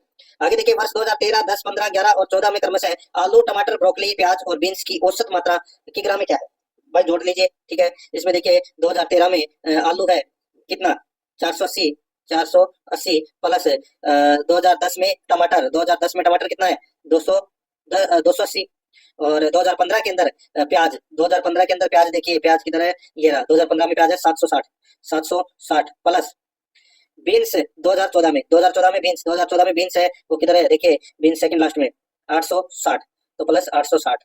तो यहाँ पे 1, 2, 3 और 4, ये 4 चीजें दे रखी है दोस्तों, सॉरी ब्रोकली, आलू, टमाटर, प्याज। तो दोस्तों इसमें देखिए 480, 280, ये देखिए थोड़ा सा गलती होगी इधर, यहाँ तक तो ठीक है 280 तक, तो 280। देखिए दोस्तों अब इसमें 2013 में तो आलू है, 2013 में आलू 480, 2010 में टमाटर है, 2010 में टमाटर 280। ठीक है, अब 2015 के अंदर ब्रोकली 450। ठीक है, ब्रोकली 450 प्लस 2011 के अंदर प्याज 880। ठीक है, और बीन्स 2014 में कितना है दोस्तों 860। ठीक है, अब इनको सभी को प्लस करके और कितनी है दोस्तों, ये आलू, टमाटर, ब्रोकली, प्याज और बीन्स, तो ये 5 है, तो इन सभी का टोटल करके 5 का भाग दे दोगे तो दोस्तों कितना जाएगा 590 केजी। तो यहाँ पर इसमें बी नंबर का ऑप्शन सही हो जाएगा। आगे देखिए यदि 5 किग्रा आलू बेचने पर 45 रुपए का लाभ हो सकता है। ठीक है, तो उत्पादित आलू बेचने पर कुल अर्जित लाभ राशि क्या है। तो दोस्तों आलू की जो पैदावार है ये देखिए 560, 640, 820, 480, 750 और 390, इन सभी को दोस्तों अपने को क्या करना है टोटल करना है। इसका जो टोटल करोगे तो कितना आ जाएगा, ये आ जाएगा दोस्तों 3640 केजी। ठीक है, कितने साल के हैं ये दोस्तों, देखिए 5 किग्रा आलू बेचने पर 45 रुपए का लाभ होता है, तो इसमें 5 का भाग देना है, 3640 में 5 का भाग देके और 45 से मल्टीप्लाई करना है, आपका राइट आंसर निकल कर आ जाएगा 32,760 रुपए, इसका बिल्कुल सही उत्तर इसमें हो जाएगा। ठीक है दोस्तों, वीडियो देखने के लिए आपका बहुत बहुत धन्यवाद, और हमें कमेंट करके बताइए आपको वीडियो कैसा लगा, और वीडियो को लाइक कीजिए, शेयर कीजिए, और चैनल को सब्सक्राइब नहीं किया है तो सब्सक्राइब भी कर लीजिए।